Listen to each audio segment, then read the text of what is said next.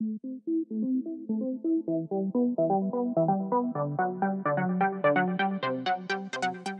à tous. Écoutez, puisque je succède à mes éminents collègues du politique, je ne peux pas, avec l'événement s'appelle Cantarvision, je ne peux pas passer sous silence un hommage au chancelier allemand Helmut Schmidt, qui est disparu l'année dernière, malheureusement, mais qui nous a légué une forte pensée. Il disait, si vous avez une vision, c'est bien, c'est même très bien. Par contre, si vous avez des visions, il faut aller vous faire examiner. Et donc nous allons être 10 à passer devant vous ce matin, avec chacun 5 visions. Donc si vous voyez des blouses blanches surgir au fond de la salle, vous saurez pourquoi. Alors je commence avec la première, qui est ce que j'ai appelé donc, l'événement de la consommation programmatique. Donc la consommation programmatique, je pense que tout le monde comprendra si je prends l'image du Amazon Dash Button qui est lancé donc en France depuis le mois dernier et aux États-Unis l'année dernière. Donc ça, c'est quelque chose qui est une tendance très récente, mais qui va se faire jour dans les années qui viennent, qui est évidemment permise par la connaissance des achats passés des consommateurs et leur historisation. C'est un vecteur donc, de simplification. C'est un peu, en quelque sorte, la voiture autonome de la consommation. Donc c'est quelque chose qui, à mon sens, n'est pas tellement facteur de croissance, puisque c'est une sorte d'enfermement algorithmique qui va emmener tout le monde vers des marchés qui sont flats et vers une consommation qui est extrêmement peu renouvelée. Mais c'est pour autant ce qui guette les Français, les consommateurs, sur les années qui viennent.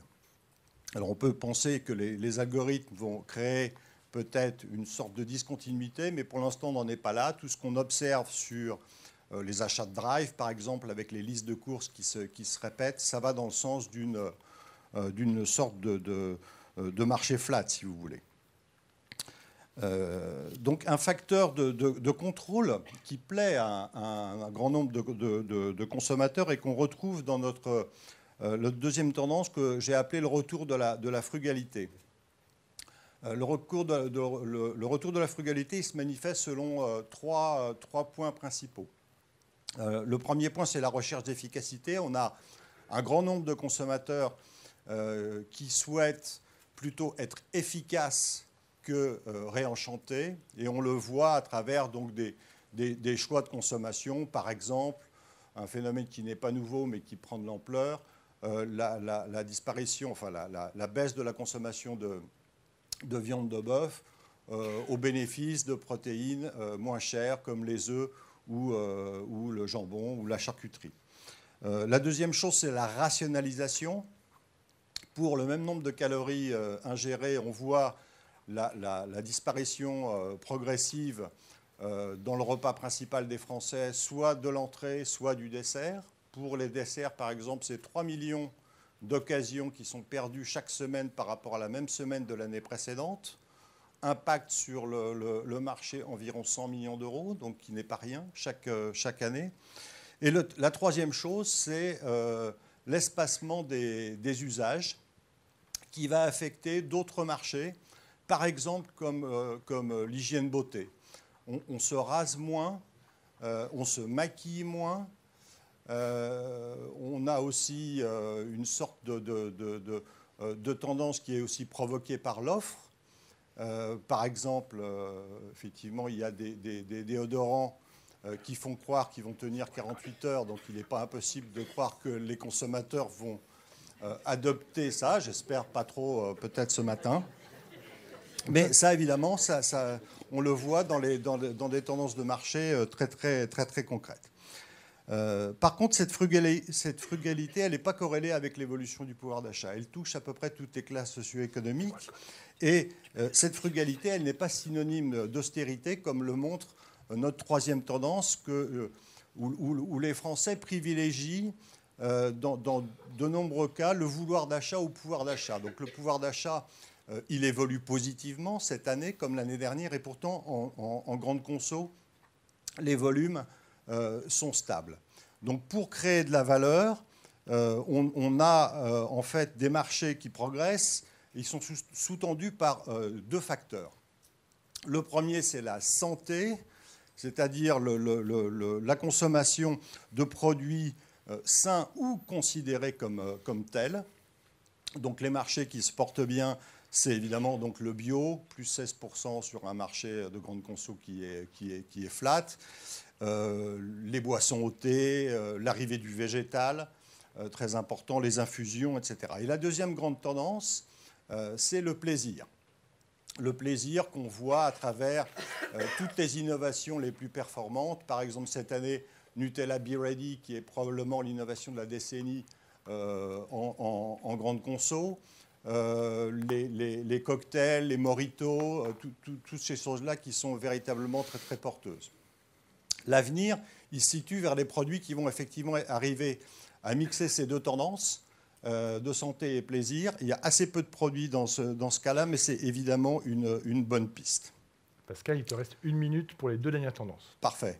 Un autre, on est dans l'immédiateté, comme Laurent l'a souligné tout à l'heure. La troisième chose qui est importante, qui est aussi un facteur de vouloir d'achat puissant, c'est la préférence locale. Pour aller très vite, puisque je n'ai pas beaucoup de temps, les marques globales en grande conso, c'est une forme de supercherie. C'est à peu près, à tout casser, 10% du business. Sur les 10 premières marques choisies par les Français, 9 en grande conso, 9 sont locales ou, on va dire, d'obédience locale, même si elles appartiennent à des multinationales. Cette tendance-là, elle est lourde, elle va continuer. Les marques de PME progressent beaucoup plus vite que les marques des multinationales. Un très très bon exemple de cette préférence locale est donné par le marché de la bière. 3000 brasseries en 1900, 30 dans les années 80, 1000 au moment où je parle, 2000 à l'horizon de 5 ans dans lequel on se situe.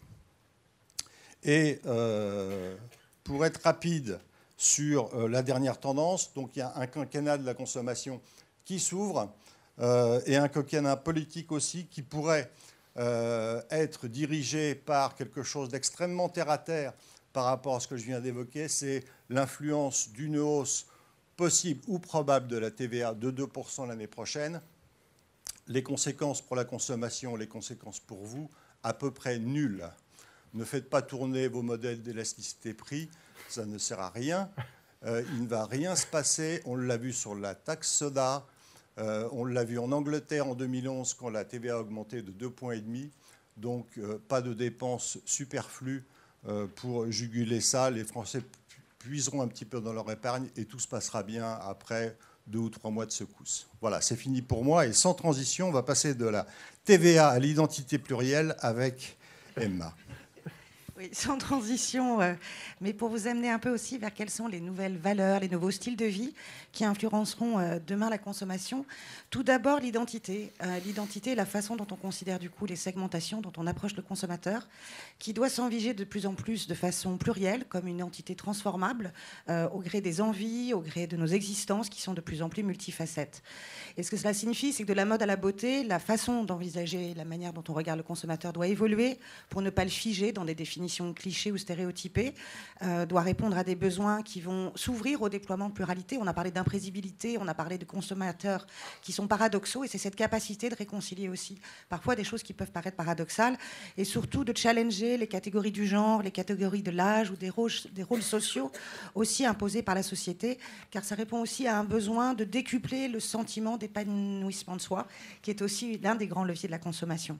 Alors ça se traduit évidemment en mode, ça se traduit en beauté cosmétique, par le développement de collections unisexes, de défilés qui mélangent aujourd'hui des collections homme-femme, mais même le dernier catalogue Pirelli qui met à l'honneur des femmes de toute génération, de Nicole Kidman à Hélène Mirren que vous voyez là, sans Photoshop, sans retouche, et qui fait aussi écho à une aspiration de se représenter de façon plus authentique et finalement peut-être aussi plus spontanée, plus émotionnelle. On verra que la notion d'émotion est très très présente ce matin. La deuxième des tendances, elle fait écho et elle est est un peu le contrepoids de ce qu'on a vu en matière de politique ou de société, où on semble accepter effectivement que certains politiciens se détachent de la vérité. Ce n'est pas le cas pour les institutions et les marques. Aujourd'hui, où la véracité de l'information diffusée par les médias, les pouvoirs publics, reste la plupart du temps invérifiable, on voit au contraire qu'en matière de consommation, il y a une énorme aspiration à la transparence et à cette quête d'hyper-vérité. Une hyper-vérité qui s'accompagne d'ailleurs parfois d'une injonction à la transparence, avec tout ce que ça signifie de compliqué à gérer pour une marque, qui valorise des notions d'authenticité, on l'a abordé aussi avec cette idée des marques locales, il y a une question de traçabilité, et qui appelle les marques à peut-être repenser la façon dont elles montrent aussi leur savoir-faire, dont elles partagent leur héritage. Un exemple intéressant, et qui nous vient d'Argentine, est une campagne qui a été lancée sur Kickstarter avec un atelier qui s'appelle les Sticotti Workshop, et qui retransmet en direct et en live streaming le travail de charpentier local, et les acquéreurs peuvent ainsi vérifier en temps réel que les meubles sont fabriqués à la main et suivre en fait des séries limitées et avoir véritablement un gage d'authenticité, de véracité aussi sur la production et la traçabilité des matériaux. Enfin, ça soulève aussi une autre manière peut-être d'aborder la notion de transparence et d'éthique aussi avec le consommateur. On le voit avec la brique de lait, c'est qui le patron, qui a fait son apparition chez Carrefour cette année, commercialisée au prix de 99 centimes. Et l'idée là est de proposer aux consommateurs de définir eux-mêmes les caractéristiques de fabrication d'un produit et d'en fixer le prix. Ces derniers sont invités à remplir un questionnaire sur le site pour soumettre leurs préférences qui va influencer à la hausse ou à la baisse le prix final du lait, avec des critères qui sont le choix d'une agriculture raisonnée, le choix d'assurer des meilleures conditions de vie à un agriculteur, et qui montrent que les Français sont prêts à payer quelques centimes de plus pour aider les producteurs, mais aussi pour savoir finalement exactement comment est fabriqué un prix. On le voit aussi chez des marques de mode comme Everlane, on le voit chez Maison Standard. C'est aussi une façon d'écouler autrement finalement aussi des stocks et d'appréhender cette notion d'hyper-vérité et de transparence d'une façon plus réaliste peut-être aussi pour l'avenir de la consommation. Et puis, autre tendance aussi importante, c'est tous ces nouveaux... On parle beaucoup de nouveaux écosystèmes. Nous, on parle aussi de maker system. C'est une façon de répondre aussi à un besoin toujours plus croissant de personnalisation qui donne naissance à un nouvel écosystème relationnel entre les designers, les individus, entre les marques et les consommateurs. Très lié aussi au niveau de l'esprit de start-up, les Fab Labs, la démocratisation d'outils de production tels que l'impression 3D, qui ouvrent à des dynamiques plus participatives, plus collaboratives, et qui proposent du coup des voies alternatives aussi à des schémas de création et de marketing classiques. Donc on voit de l'émergence d'un nouvel écosystème de l'innovation qui vraiment intègre le consommateur dans la chaîne de production. Alors en mode, ça ouvre à tous les champs de customisation possibles. Et vous voyez l'exemple de Opening Ceremony à New York, qui a créé effectivement une offre qui permet aux clients de customiser ses vêtements et sa veste. Mais on le voit aussi avec le mouvement des makers et des Fab Labs qui ouvre à de nouveaux ateliers techno-créatifs, comme chez Leroy Merlin, en partenariat avec TechShop, et qui s'inscrit aussi dans un autre désir aussi d'autonomie, ce besoin aussi d'autosuffisance qu'on sent aussi très fort comme un levier de consommation pour les valeurs à venir. Et puis, on en a beaucoup parlé, évidemment, on passe aussi là à une notion de l'économie de l'attention qui était vraiment un des grands moteurs de marketing. Comment est-ce qu'on arrive à capturer l'attention d'un consommateur, davantage à l'idée d'une économie des émotions. Alors c'est lié évidemment à l'avancée des neurosciences qui nous permettent de comprendre de mieux en mieux le fonctionnement du cerveau, des palettes d'émotions aussi plus sensibles, le neuromarketing et la data marketing aussi, et le fait qu'on est dans un contexte socio-culturel parfois anxiogène, où on voit que les émotions deviennent du coup plus que jamais un levier fondamental de la consommation. Et puis les réseaux sociaux sur lesquels effectivement les consommateurs partagent leurs points de vue, leurs envies, leurs désirs, ça nous montre aussi tout un enjeu de nouvelles palettes émotionnelles plus riches que les marques devront adresser demain en tant que consommation. Et aussi tous les enjeux liés au stress, d'ailleurs aux maladies mentales dont on parle de plus en plus, qui ouvrent à des champs d'émotions beaucoup plus subtils et pas toujours d'ailleurs uniquement positifs. Le rapide Pharrell Williams, c'est un peu fini. Il faut réussir à l'adapter d'une façon effectivement plus riche, plus sensible, ce qui impose aussi un besoin d'expérience de la part des marques toujours plus stimulante, toujours plus surprenante et toujours plus personnalisée. Et enfin, dernière tendance aussi, c'est cette espèce de dichotomie entre deux temps de consommation. Un temps du luxe et le luxe du temps, un temps du luxe qui s'est accéléré. On le voit avec des rythmes de production, de collection qui se sont démultipliés ces dernières années, avec d'ailleurs toutes les questions que ça soulève en termes de créativité, de capacité de se rénover, de se réinventer à chaque fois lorsqu'on fait 8 à 10 collections par an. Et on a vu tous les écueils que ça pouvait aussi faire peser sur des designers. Le see now, buy now, qui effectivement transforme aussi même des rythmes de collection collection, puisqu'on peut aujourd'hui acheter en temps réel ce qui est présenté dans un défilé. Donc toute une accélération, toute une question d'instantanéité. Et puis de l'autre côté, face à ces rythmes effrénés, face à des rythmes effrénés de société d'une manière générale, le désir, l'aspiration aussi à des alternatives plus douces, avec des produits, des lieux, des services qui vont transformer l'attente, qui vont recréer aussi des leviers de désirabilité pour nous inviter à savourer le temps. Alors là, on pense évidemment à tout l'univers du luxe, que ce soit chez des Chanel ou des Hermès, qui arrivent effectivement à faire attendre, qui participent aussi du coup à la valorisation d'un savoir-faire et qui ramènent peut-être aussi ce moment de préciosité à une consommation qui s'est beaucoup démocratisée ces derniers temps. Merci, bravo.